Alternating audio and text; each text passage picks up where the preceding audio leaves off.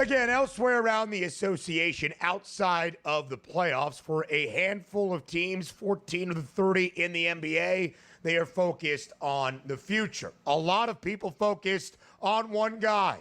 That would be Cooper Flagg. He took his time at the end of Duke's season, of course, reaching the Final Four, but losing in that comeback effort against Houston to declare when officially he would enter the NBA draft. Because of a little bit of a layoff, DRS, there was maybe some budding speculation that was Cooper Flagg considering a return to Durham. Not exactly. Officially and obviously, it happened yesterday. Cooper Flagg has declared for the 2025 NBA draft. He is going to be the first overall pick. The question is now, which ping pong balls fall in the favor of which NBA organization to draft Cooper Flagg, a generational prospect, at the top of this summer's NBA draft?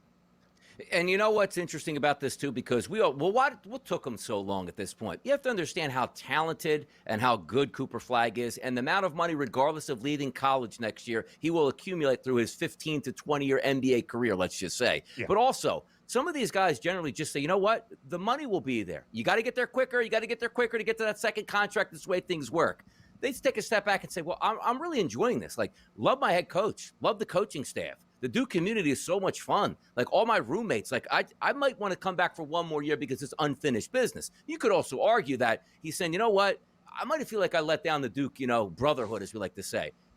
We were supposed to win this championship, and we didn't get it done. How great would it be if I came back and just, you know what? I'm going to write this ship here and go down as an ultimate Duke legend that said, I was fantastic my freshman year. I came back as a sophomore to conquer some of those demons and got it done here, then went to the NBA. But yes, from a business standpoint, he should not be staying in college another year because, look, the NIL could get him 3, 4, 5, 6, 7, 8, 9 million. That's still not going to accomplish as much as getting to that second contract quicker in the NBA and the shoe deals that he's going to get right out of the gate anyway. So for me, I understand why it took some days because he probably was weighing, even though he knew he was going to the NBA. Boy, I don't want to make the decision now. Let me take a couple days and think about this and decompress. Like, I love Duke and I would love to come back, but what's the best for my future? And it is going to the NBA, to be honest.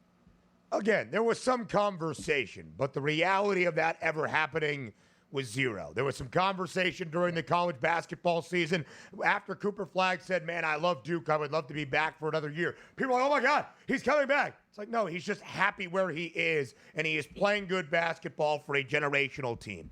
But Cooper Flagg was always going to go to the NBA draft after only 1 year with the Blue Devils, and that has been made official. And Cooper Flagg is worthy of this kind of speculation. Cooper Flagg is worthy of this kind of notoriety. He has been the presumed number 1 pick even before he entered the collegiate ranks coming from Maine. Better than 19 points and 7.5 boards in his time in his freshman year in Durham. Donnie, he was every bit the billing that we expected this guy to be during his first and only season collegiately.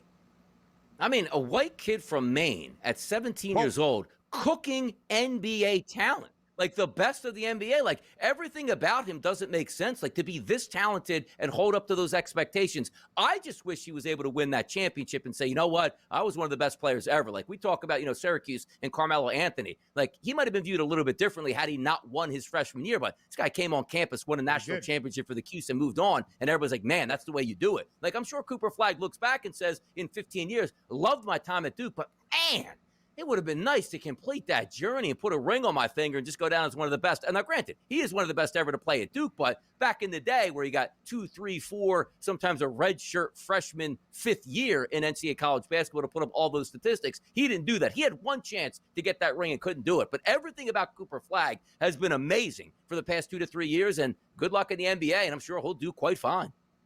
2 summers ago, Victor Wembanyama was a minus 100,000 favorite to be the first overall selection.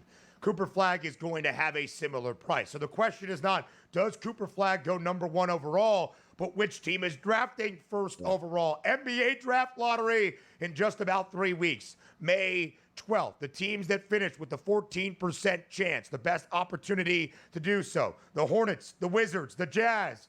But DRS has his eyes squarely on the team with the 5th best price, the Philadelphia 76ers at 5-1. Cooper Flagg to Philly.